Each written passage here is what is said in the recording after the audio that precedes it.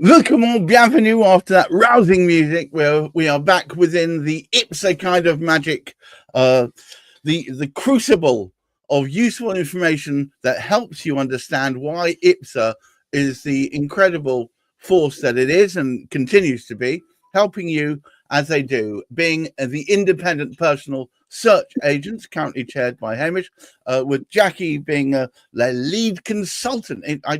I don't know what are you an executive consultant now? Or, yeah, that's correct. There we go. I've finally got it right. And myself, Gareth of Wax of the Many Purple Hats. Today's topic is essential searches. Let's demystify the buyer's pack. And as is traditional on this channel, throwing Hamish mercilessly under the bus. First of all, welcome all you dragons. However, beware. St. George is about. Having said that, let us dive in to where we ought to be. It was felt that we hadn't actually spoken about it for some time, so it seemed a practical move to put together what actually you can expect from an independent search provider.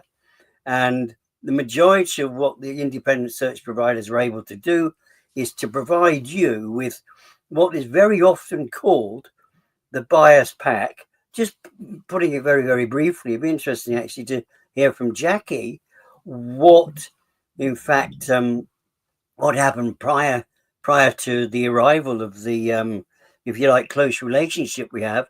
Because when we first started, our very first client, they asked us purely for the local authority search. And the local authority search is obviously absolutely vital because it contains two aspects. We call it a local authority search because it has two parts to it. It's the land charges part, and it also has all of those other parts which are not contained in land charges, yet can have an impact on the property that you're buying. So there's two parts. That's called the second part. We tend to call it the Con 29R. I don't know where the Con 29 came from. Perhaps Jackie can even tell us that. But anyway, it was because it's the R was regular. From my understanding, I just called it Con 29R. So we would get that information from the council alongside the local land charges, and we would put that together. At that particular time, the two advisory aspects of information that the Law Society felt were useful to provide to a buyer.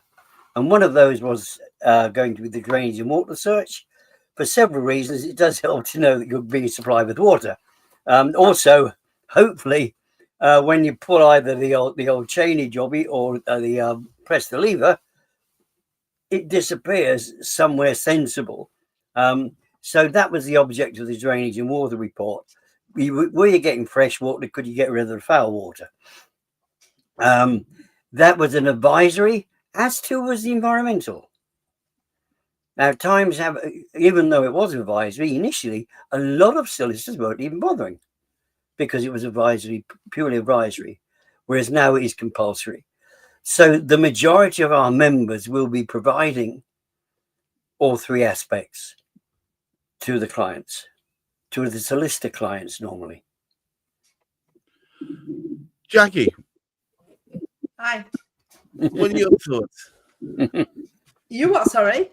What are your thoughts? Well, when I started doing searches, the drainage information was actually answered by the local councils. It was actually in the Con 29R questions. And the trouble is, it was just basic information because obviously the councils didn't actually have that information. All they had was plans, or ordnance survey plans, with the systems just in the middle of the road, whether it be foul, surface water, or supplying fresh water. They couldn't actually answer the questions that were required. And it wasn't until the late 1990s that the drainage and water search was actually introduced requesting further information such as we supply today if you do a drainage search. So therefore, prior to the late 1990s, the information on drainage was very limited. I can see why they introduced it, but it also was a very good money-making scheme for the water companies. So therefore, when I've been in business probably about 6 years, I started providing official drainage searches, obviously ordered by the water company that covered the area of the property. And then, of course, eventually then became environmental searches when people started to get more involved with looking at things, what was happening in the world. People perhaps having searches done but not being told about what was close to them, what was on the land before their property was built. A fine example was one in searches I did in Skipton, and the properties were built on a tannery. Now, if anybody knows what things go into tanning leather, yes, yeah, you want to know. So I think people became more aware. I think because of the internet and global warming coming to the fore, they wanted to know what was actually around their area. Wind farms is one of the, I think there was a claim because it wasn't revealed that a wind farm was going to be built near a property. But if you'd done an environmental search, it would have shown there was a wind farm going to be built near the property. Because obviously it's not covered in a local authority search or the CON29R. So things are evolving and things are getting more and more essential to go into a buyer's pack. So, as I say, when I started doing searches in 87, drainage answers were done then, and they were very limited. Can you see that major changes have happened in the scope of the searches that you do in the time that you've been improving and building your business yourself, Hamish? Absolutely, and to great advantage of the buyer. I mean, we have these wondrous subjects sort of bandied about now called material information, upfront information. It's really, I can't remember what initials I put to it on one occasion when we're having a podcast, but it is sensible information, practical information, and practical information is absolutely vital to anybody buying. Now, what we'll be doing next week, we'll speak next week about additional searches outside of the major buyer's pack, because that varies for all sorts of different reasons. So we just wanted to focus this week on the very basic ones we're doing and what additional information they now give. Now, as Jackie sort of intimated, drainage and water ones, it was quite amusing, because unfortunately, when the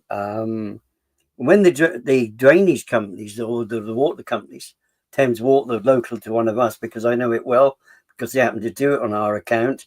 What happened when they took it over? The council had various maps, and some of them were very, very accurate, because previously, and this goes back historically, the council were responsible for the drainage. They would look after the drains, they would maintain the drains. And there was a major concern of theirs. The water companies obviously provided the water, but as it happened, but when everything was changed over, the company normally, not all the time, we've just had a request in yesterday for a drainage and water search, and unfortunately, the drainage is one company, And the what? Yeah. the drainage is another company, and I can't remember the name of it now, Essex or something peculiar like. But it matters not. However, as a consequence of the changeover, a lot of these maps were lost. So the council, or I should say, the water companies lost track of where the pipe work was, and it still happens to this very day on occasions. I haven't come across it for a long, long time, but in early days, going back the noughties, there were occasions where they would say lost. The water company had actually sort of lost. So what we're looking at is why is this information important? Well, many people, of course, have conservatories. And the last thing you want to do is put a conservatory over a drainage pipe, because if something goes wrong with the drainage pipe, it's not just the drainage pipe that gets dug up. So that, of course, is very, very useful information. So that just the drainage. So it does actually give an indication. The drainage and water one is quite good, because it would also normally give a comment about the quality of water. It doesn't all of the time, because it's not necessarily directly available. However, that water search is certainly a very, very useful. And it is what is rather sort of handy as well. As Jackie said, it became a great money spinner for the drainage and water companies, particularly those that weren't really willing to work on a commercial basis. It didn't matter who they wanted the search; everybody would pay exactly the same price. And of course, they really did stitch an awful lot of people up in the early days relative to what it was costing them. I mean, that hasn't changed. I mean, Thames Water still continues to be one of the worst in that particular respect in terms of what they charge. However, people are getting information now which they didn't have previously. Well, it means that the information is at least flowing, isn't it, Jackie? I mean, as I mentioned before, there are lots of searches outside of the norm that you do, but obviously Hamish said we're going to be talking more about that next week. But in the basic search, Pat, you've improved. They have improved over the last few years. Is that based on better data? Well, yes, it is on better data, but the CON29 and the land charges doesn't need updating, the actual forms that we use, because they are basically straightforward. They ask what is on the register. But the CON29R is, the last time it was updated was 2016. Yeah. Now, that's 11 years ago. So therefore, to me, it should be updated again. They should look at things that they put on in 2016. I'm going to ask Hamish this question. We have one question, assets of community value. And of all the searches that I've done since 2016, obviously that was up until August last year, I only had one that actually showed that it was an asset of community value. Now, that to me, that question is irrelevant. Unless you're doing a search on Liverpool Football Club Stadium or, Manchester United's football stadium, there's very few and far between of assets of community value that will be shown. So therefore, to me, yes, the question could possibly be in the CON29O, which is the optional questions that there are. It's a sort of a waste to have it on, the actual regular one, as Hamish said it is. So therefore, this should be updated again. They should be looking at questions that should come into here now. I mean, the footpath question was an optional until recently. It was then taken into the regular answers. But, it should be looked at regularly. With times evolving, environmental information evolving, things the councils have to do evolving. So to me, that is something that it should be looked at and updated perhaps every 5 years. So therefore, is the search of the CON29R 100% up to date? So it's something that I feel that should be looked at. What do you think, Hamish?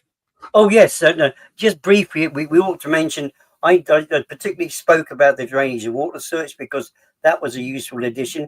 And Jackie sort of almost intimated, because the environment is changing, we know about sort of climate change. And of course, to a certain extent, you can't guarantee that a house is going to fall off the edge of a cliff. But you can indicate there's a good percentage chance if so much is being eroded on an annual basis. Exactly the same with if certain grounds are drying out because of if certain places are getting flooded more now as a consequence and the change in rainfall. There's all sorts of things relative to the environment which are totally irrelevant, including what goes on underneath the ground. And those environmental searches, I mean, they are becoming so sophisticated. They're becoming so clever.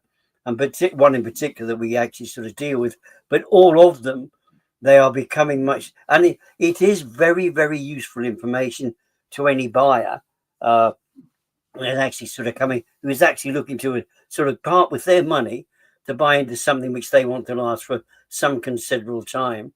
But one of the other aspects that we ought to actually look at, and this is a vital change, and this is a hard one because it's a serious imposition on somebody buying a property and isn't actually included, because my property is dead easy. It's in Victoria Road.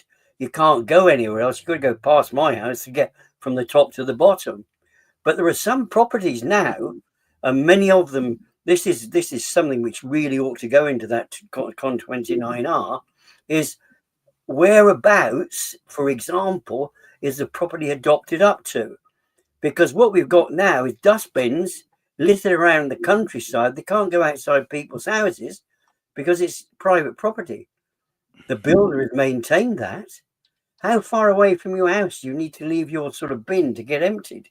It could be 200 yards away. Some of them are absolutely absurd. But anyway, that's by the by. Let's sort of keep it sort of straightforward. But there are certain things that need to be reviewed, and it would indeed be sensible. There are certain things which were meant to be introduced. According to what was going on in 2016, they never were introduced. The assets of community value, many could argue that pubs are, but that's very, very special. It's a rarity. You know, it's a very, very small proportion of anything. It's the only one I've ever come across. An asset. But it's interesting, isn't it? I'm just pointing out assets of community value used to be very important in the 19th century. Less so in the 20th, and even less so in the 21st. I think that's the trajectory, is it not? Mm. Yeah, I mean, the asset of community value can be anything. It could be a rugby club, a football club. As Hamish said, lots of them are pubs. A bowling green, because we have bowling greens up here. Yeah, absolutely. So it can be anything. But unless you're doing a search on that, I mean, a house can't be, a residential property cannot be put down as an asset of community value. I suppose you could try, but I think it would be refused by the council. But, you know, as I said, something like, I mean, my grandchildren play rugby, so their rugby club, fortunately, it's in Greenbelt, but there again, that might disappear. We don't know. But to me, football clubs, pubs, I mean, in fact, I think I'm going to one on Friday for a quiz, and I've got a sneaky suspicion, one, it's a listed building, I know that much, but I also think that pub is down as an asset of community value. I'm going to have a look later on. You know, so it could be actually anything. So the questions do need updating, they do need looking at. And as Hamish says, environmental searches, they're always changing. They're always being introduced new stuff. Yet the important one, the local authority search and Con 29, are not looked at as much as environmental searches and water searches. And they should be. They should be, because things are changing all the time.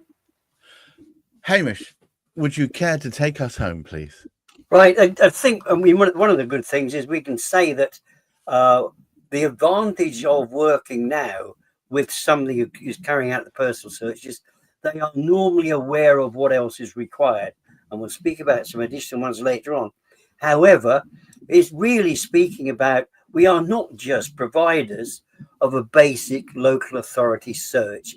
Our knowledge will indicate, as Jack has just intimated there, that we will know a situation about the local pub. We will sometimes know about that estate, funnily enough, where the whole of the road isn't fully actually adopted, only part of it is adopted. So there's all sorts of different sort of things. But the good news is the basis of the buyer's pack is very solid. It's now identified, and that is provided as a service, because any queries that come back, the person who has actually carried out the search, they are nominated within the results that are being sort of sent through, and it's dead easy for that particular person to respond to any queries that actually sort of come out. So that's a fundamental of the service that we actually sort of provide. We don't just provide a local authority search. The council can only provide a local authority search, and in some cases now only in some cases can it provide the land charges information, because that is available directly from Her Majesty's Land Registry. His Majesty's, God, I have to change. His Majesty's Land Registry, although the council do maintain it. So we've got to keep an eye on it, and that's a good one I hadn't actually thought of, Jackie. So thanks for that. Thanks for your input today, in particular that particular aspect. It has not been. It was not actually updated particularly effectively when it did get updated in 2016. There are a couple of things in there that should be changed. I think it's easier just to refer to it as HM Land Registry. There we go. Oh, that solves the problem neatly, doesn't it? Yeah. Once again, both of you guys are contributing hugely to the dialogue and the discourse. The issues of what you can get searched for through an organization, the IPSA. Remember, they all work independently but together, so they're not in competition, and they will make sure that the right person who has got the right local knowledge will be the one you deal with. However, the type of searches actually extend beyond the basic searches, and we'll be talking more about that next week. Particularly thanks to Jackie Dyson taking time out of a busy day to help us explain this more clearly, and of course Hamish McClay of Search Convey, whose inception this all was. Now, I ask all of you, there's more to come, so please don't touch that channel, and try and keep your feet on the ground, keep reaching for the stars, and do look after that mental health. Until next week, we'll be talking more about what other searches outside the norm can be undertaken. I wish you all a wonderful week ahead. Bye-bye now. Bye.